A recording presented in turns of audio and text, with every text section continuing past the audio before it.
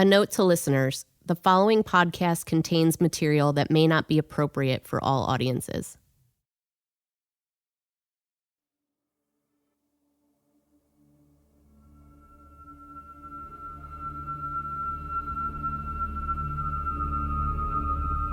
When I walked in, I saw the bodies by the fireplace in the ballroom. He was much more of a conservative guy, and she wasn't. And, they were, I believe, oil and water. The biggest issue with them as a neighbor was John List himself. And he didn't really want us to be anywhere near his house or his kids. I'm Jessica Remo. And I'm Rebecca Everett. And this is Father Wants Us Dead, a podcast about the John List murders from NJ.com and the Star Ledger. In episode 1, Jess and I talked about the killings, how they shook the community of Westfield, New Jersey to the core.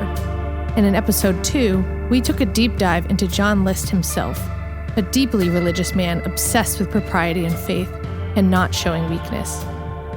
But now we're going to get into what happens when the already unstable John List found himself in the pressure cooker after moving to this well-to-do suburb not far from Manhattan. I think when people think of the List murders, they think of these sensational headlines of a psycho killer story, a purely evil man who just snapped. And let's be clear, to some degree, that might be exactly what this was. But before the murders, this was also the story of a marriage. One probably ill-fated from the start, that just kept souring and souring over 20 years. But in this case, it doesn't end in divorce. It ends in bloodshed. But it's also about so much more, Jess.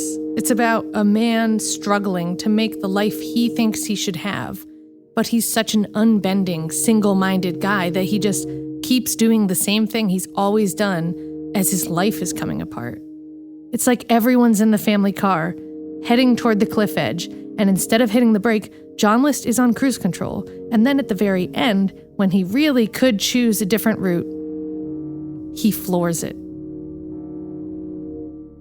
Now that we're getting to the buildup right before John List's murders, I think we should say that for those of you who know the John List story, we want you to keep an open mind here. Because in researching this case and going through the files, talking to friends, learning about the List family's final days, Rebecca and I both came to kind of change our minds about some things, including this idea that no one could have seen this coming. Because we'll also hear about how, in the final days, someone started to see the truth. John List was planning to destroy his whole family.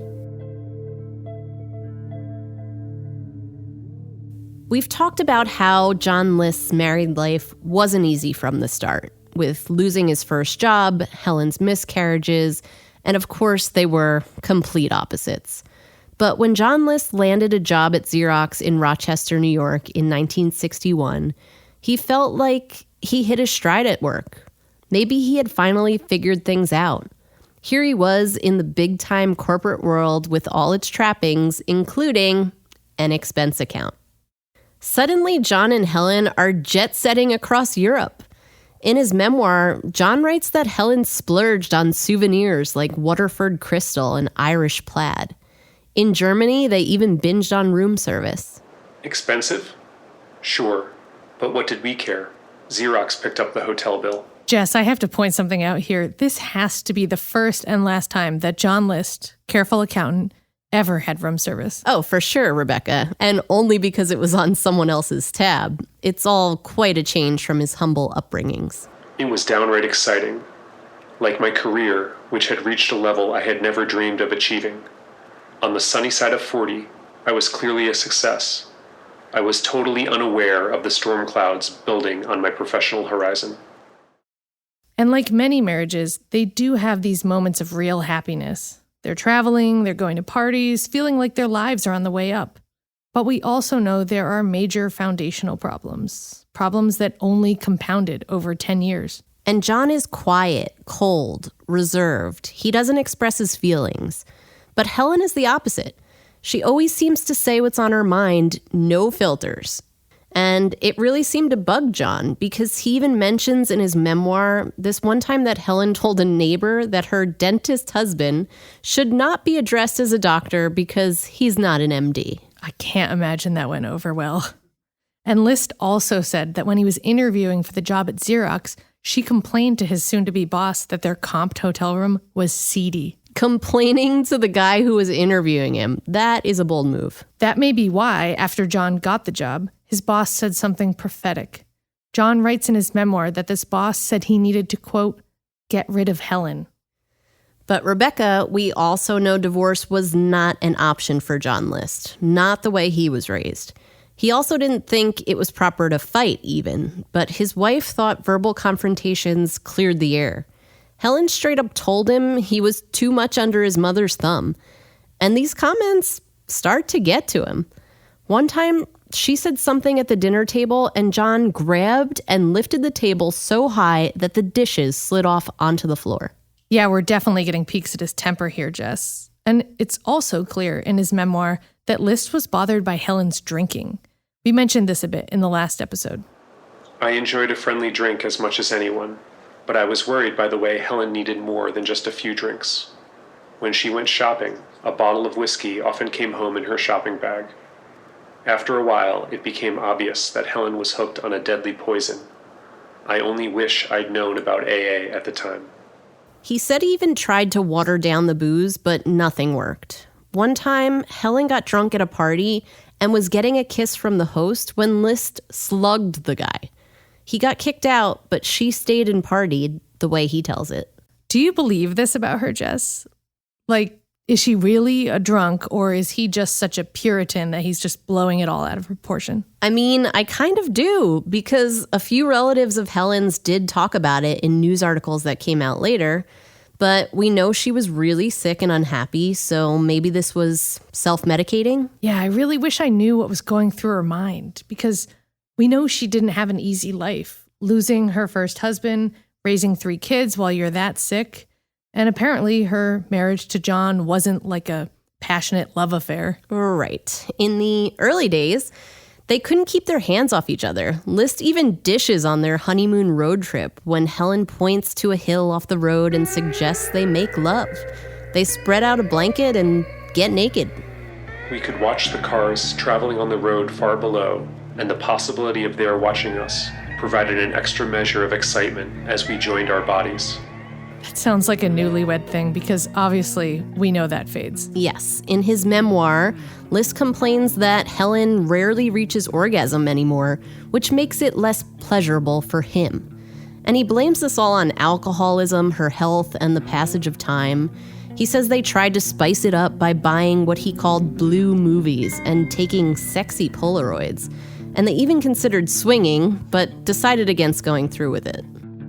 This is the kind of story we hear about a lot of marriages, right? They start hot and heavy, and then things get hard. But they keep trying.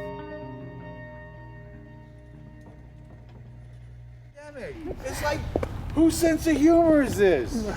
Hey, Gabe Glock. Yeah, you must be How Gabe. are you? This is Rebecca, Nice to meet you. co-host. But not related to Rick Everett. No, I get that a lot, though. Now we're going to hear from Gabe Gluck, a former Star Ledger reporter who covered the List case for years. We talked with him in his backyard in Westfield, where he's cultivated quite the gardens in his retirement. Beautiful. Yeah, nice. It's a work in progress. Oh, these are incredible. Those peonies, mine don't look that nice. It was the biggest story of Gabe's career. He could talk about the case all day and was definitely the quickest to respond to our interview request. We instantly had a bond as fellow reporters and could totally relate to that rush of being the local reporter on a national story. Yeah, it was really fun to talk with him because he was so exuberant about the case. And he distinctly remembers learning about the demeaning things Helen would say to John. You're half the man my first husband was. I mean, I don't think anyone wants to hear that, male or female. And then you're constantly being held up to this Korean War hero, and you've got nothing to show for your war record. Helen was just running him into the ground. That's why Gabe believes Helen was John's first victim. In the musical, what was the musical with the It's not Cabaret. It's where in the jail where one of the main songs is "He Had It Coming." Is it Chicago? Yes, thank you. Yeah. Okay, Chicago. My favorite song is "He Had It Coming."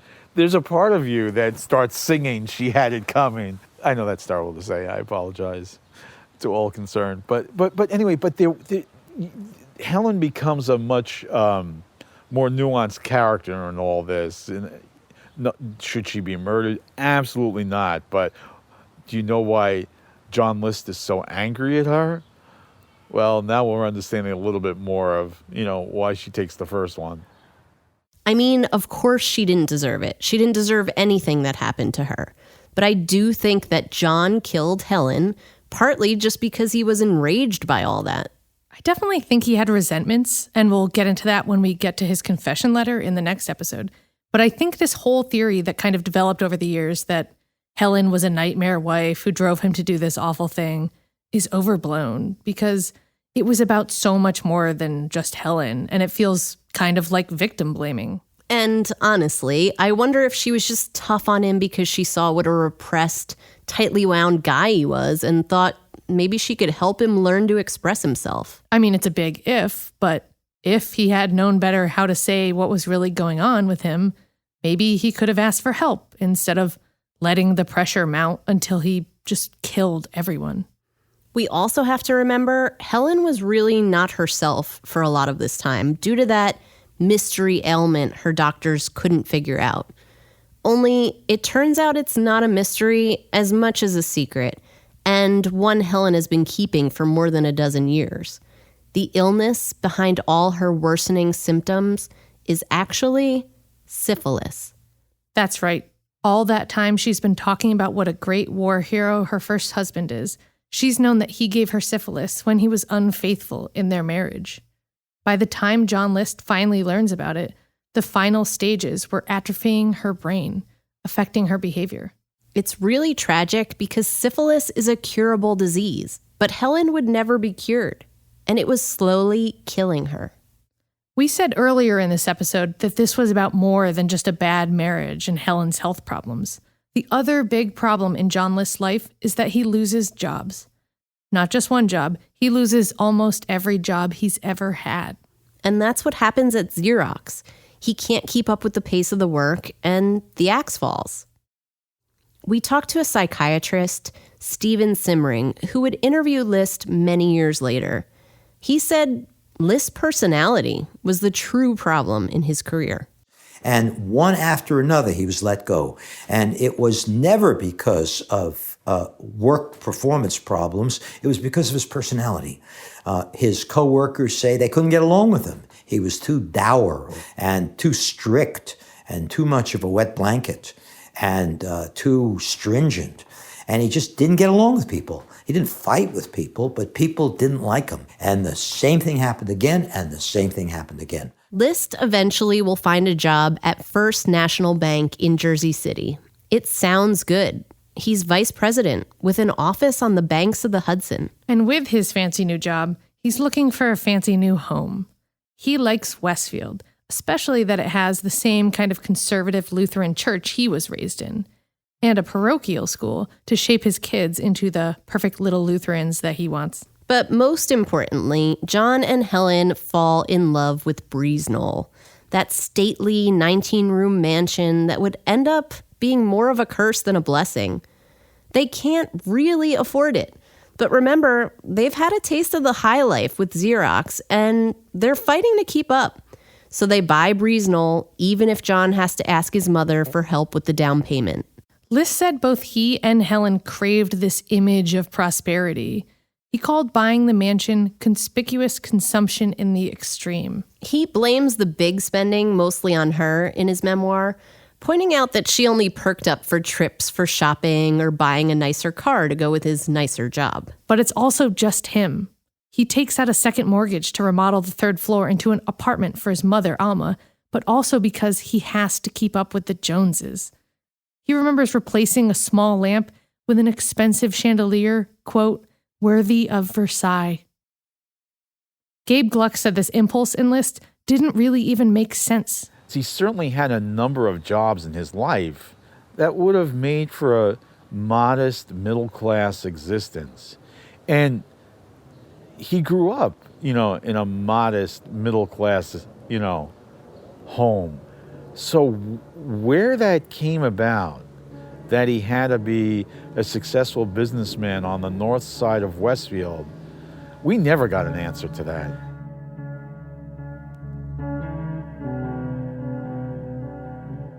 But reality quickly sets in. John's nice new job turns out it's more of a public relations gig, the opposite of a job that would suit him. He's fired within a year. Which brings us back to downtown Westfield, and another one of John List's sad little charades.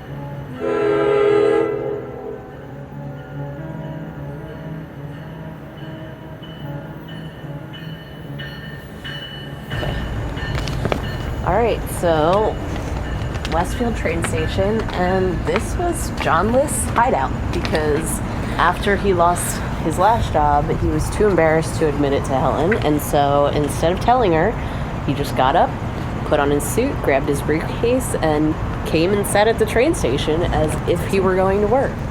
Yeah, this is just such a famous image from the John List story. This picture of him just, sitting at the train station all day, reading the paper or whatever, because he just can't admit to himself that he's failing, he's not providing. And to him, providing for a family is just a huge part of what it means to be a man. And did he just sit here all day feeling like a failure? I mean, that'll put it right in your face. You're not boarding the train. You're not going to a job. You're not heading into New York City. You screwed it all up again, Right, and just all those hours he could have been doing something about it. And instead he was just sitting here reading a book.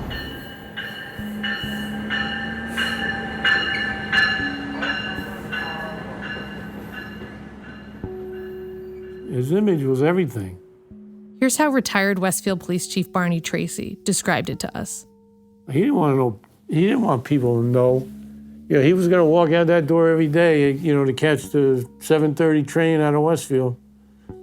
And if people were watching, he went out there, jacket and tie, briefcase, squared shoulders. I'm John List. Wow. And he went and he sat there and read a book or want ads or whatever.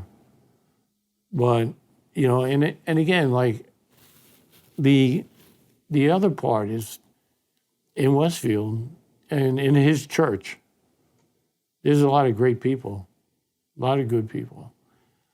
And he could have asked any one of them for help and they would have helped him. No questions asked. Don't get it. But John List won't ask for help. Not ever. He just keeps chugging along, telling Helen everything is fine and buying her what she wants. Here's Gabe again. He could never really turn to her and say, this is who I am. I'm not the guy who can buy a house like this. But for whatever reason, his own insecurities, he had to get that house and he had to make it look like he was a success.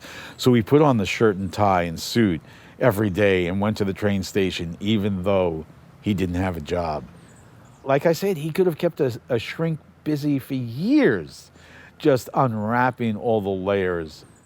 This is a rare moment where I actually feel bad for John List.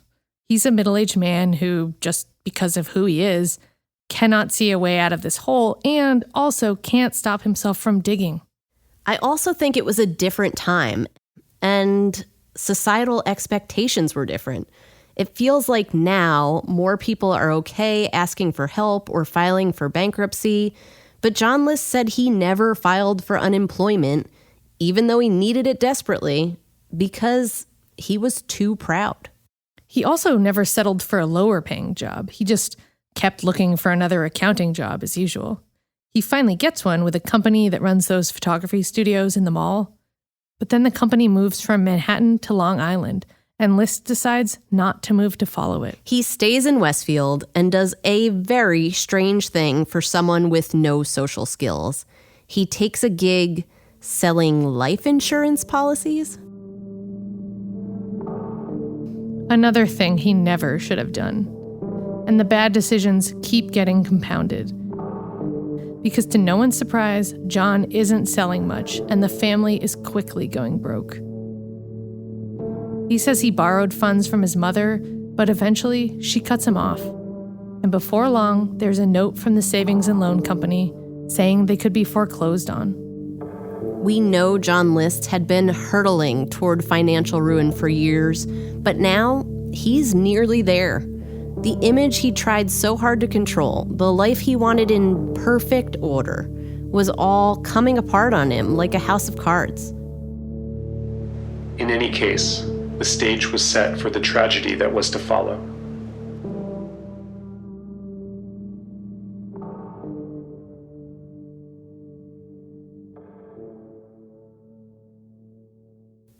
Father Wants Us Dead. We'll be right back. So for John List, things could not be worse. He can't make ends meet. His wife is unkind to him and dying from a disease she kept secret for most of their marriage.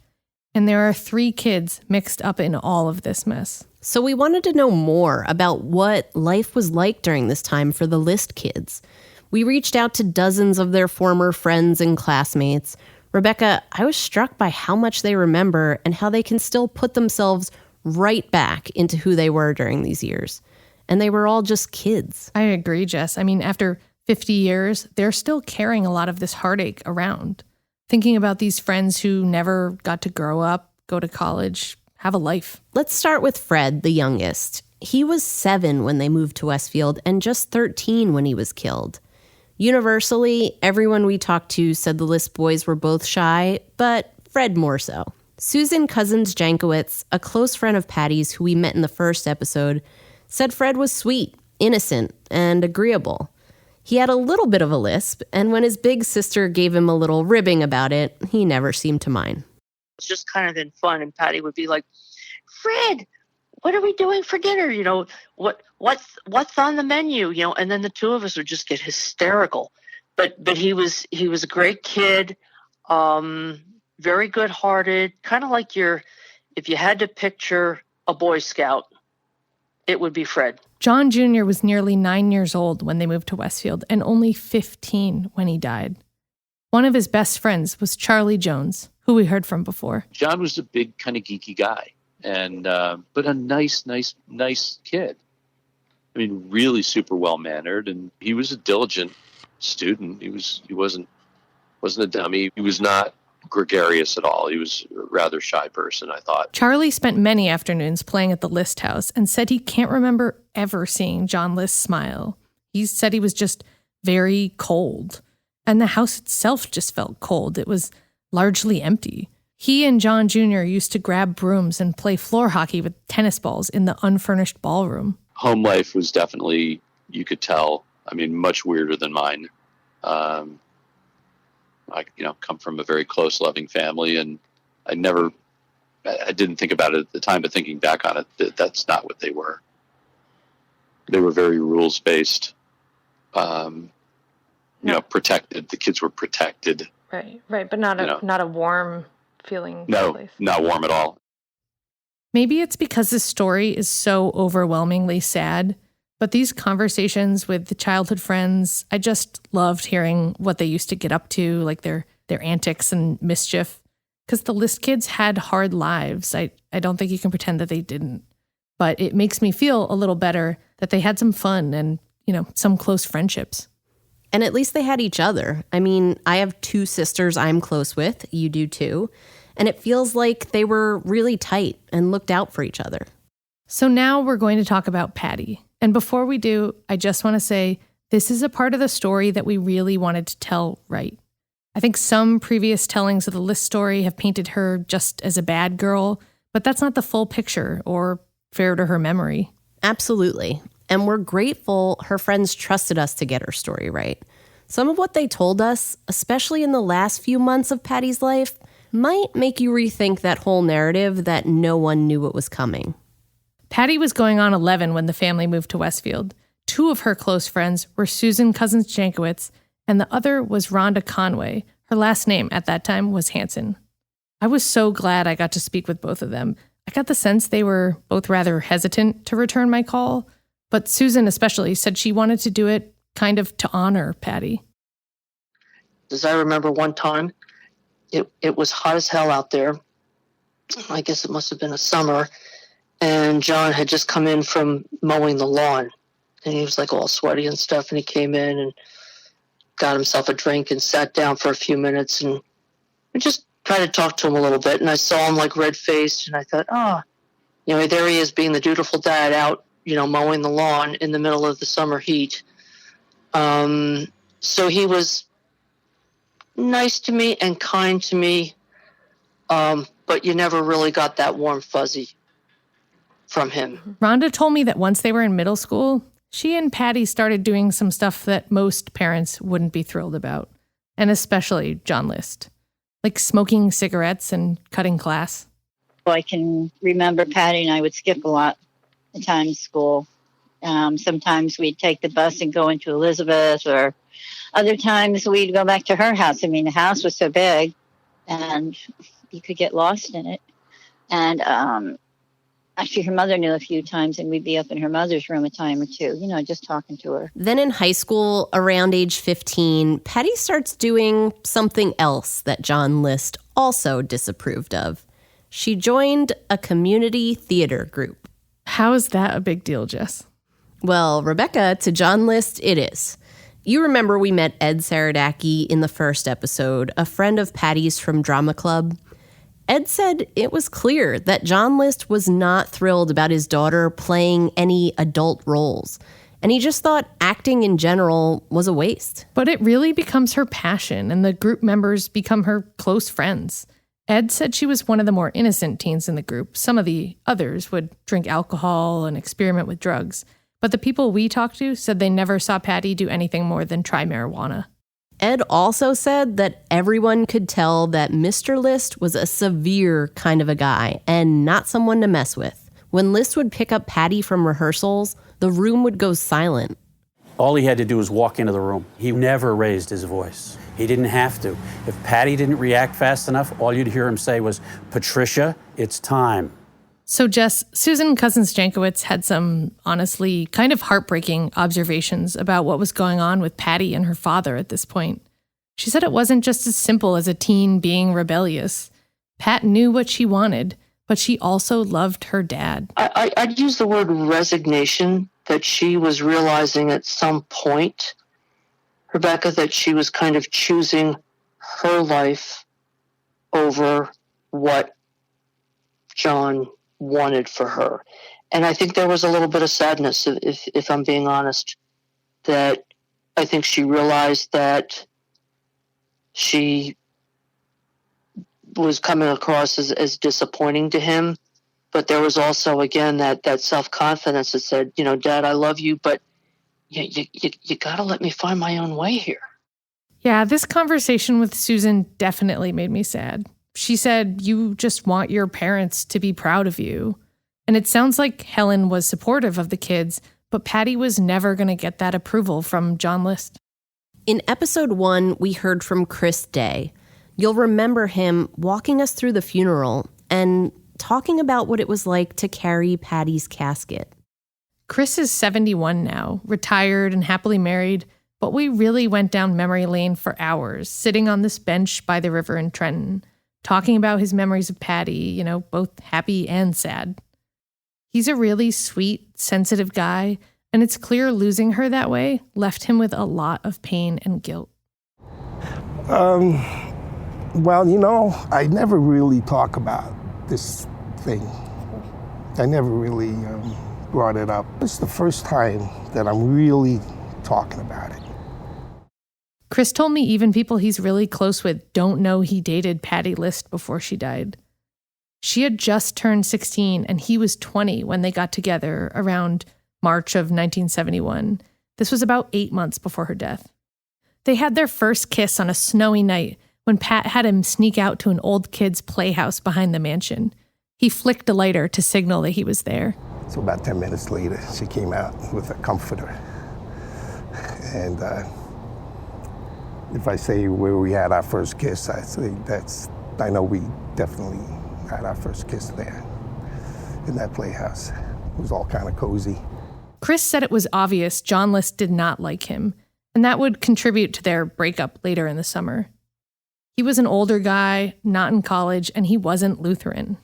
Chris and Patty stayed friendly, though. He recalls her playing this bodacious, robotic babe in a bathing suit in the musical Lil Abner. I remember her before we started doing our skits. She ran across the stage in her bathing suit and then ran back, got something, and ran back to where she came from. And somebody in the audience said, "Hey, do that again!" Because, she was in her bathing suit. And later that fall, Chris said he and Patty were slowly rekindling their romance. On the last weekend of her life, he drove her to visit a friend at Rider University. But when Chris went to drive her home that Sunday, he did something he regrets to this day. He invited a friend of theirs, a girl, to ride along. He didn't realize until later that this would upset Patty.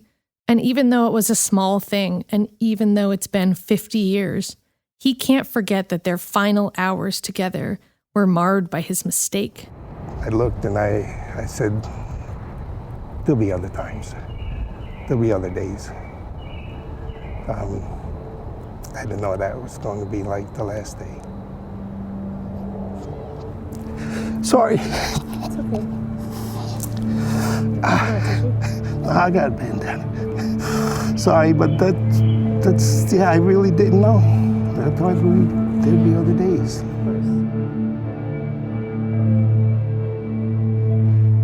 Gosh, it breaks my heart to hear him so torn up about this still. To Chris, this is one reason the loss was so hard. He hurt this person he cared for, and he couldn't make it right before she was gone. He said that's why he agreed to talk about it now, after decades of basically keeping it a secret. Chris said he wants to confess it all and be forgiven. He wants to forgive himself.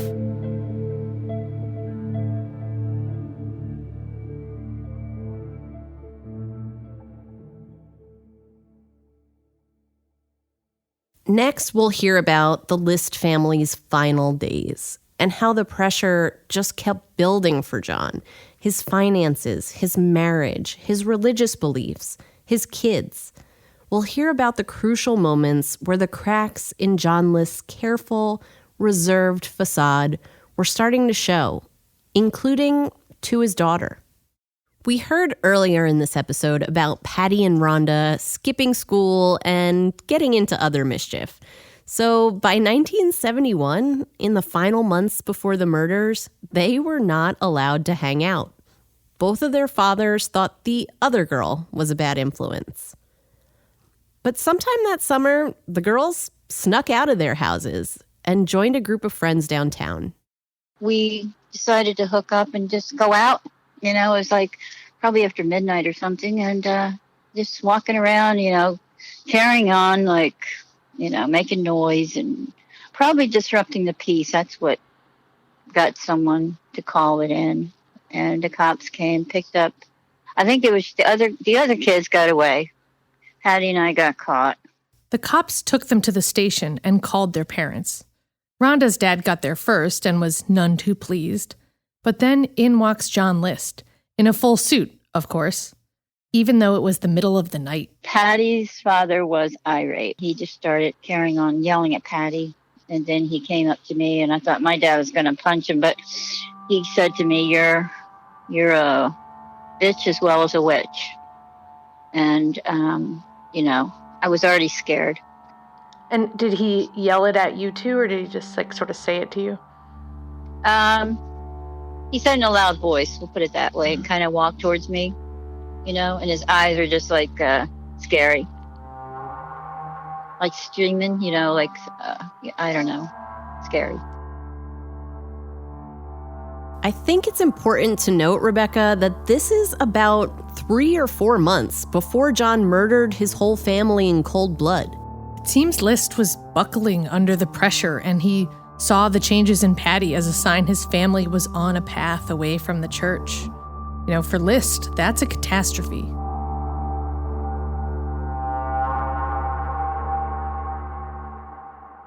And can we talk about why John called Patty's friend Rhonda a bitch and a witch? Because that doesn't seem like an accident, Rebecca. In fact, we learned that near the end of her life, Patty considered herself to be a witch, a practicing witch. Jess, as you know, this was something I wanted to try to disprove because it just sounded so outlandish. I was like, we're going to do some interviews and debunk this. But Rhonda, Susan, and Chris all mentioned it. They were all Christians, and they said it freaked them out when Patty would talk about it. Here's Rhonda again. I don't call it witchcraft, okay? I don't know it was witchcraft, okay? But it, like I said, she told me a few things about it, and I just didn't want to have anything to do with it. Nothing. I was scared of it. Okay, but don't all teenage girls have a witchy phase? I mean, I definitely had a Ouija board. Did you? I did not, but I definitely wanted to play with my friend's Ouija board and get all creeped out about it. So while this whole witchcraft thing isn't a big deal to us, for John List, it would have been a huge problem. And now we're going to get even darker here. Because we also learned something through our interviews with Patty's closest friends that surprised me. It managed to make me angrier at John List than I already was. It's that Patty appeared to have at least some idea that her father was going to do something, maybe for the last few months of her life. I don't know why I find this part so upsetting. I guess it's just awful to think that Patty's last weeks were filled with worry and actual fear of her father. Ed Saradaki remembers Patty saying some strange things that concerned him.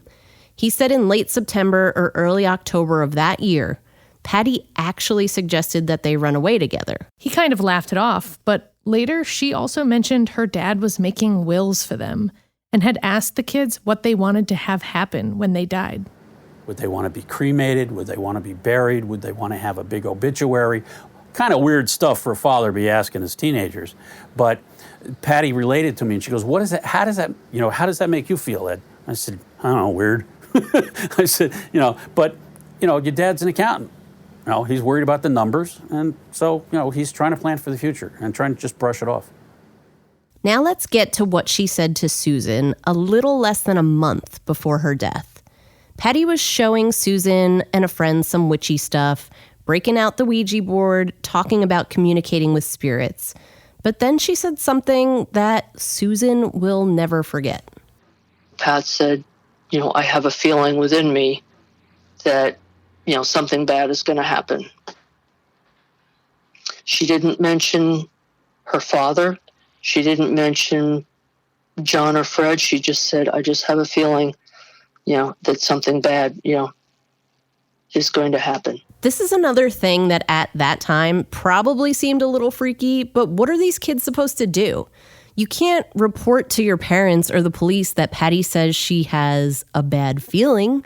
And Susan knows that rationally, but it's still something she thinks about. Is there something that I should have seen and didn't? Is there something that I could have done and didn't? And, with just that one ominous comment made by Patty within a month of her death, I told my mom about it, but you just say, oh, okay. So that's kind of strange. Nothing that you could act on. Both Ed and Susan said Patty never seemed afraid of her dad. It was just a strained relationship. But Rhonda, she said she saw something different, real fear. And not just because of that one time at the police station. It was more than that. At some point, she had told me that she knew her father wanted her and her brothers dead. Wow, so she said that she thought her dad wanted to kill them or wanted them dead? Mm-hmm. Wanted them dead, yeah.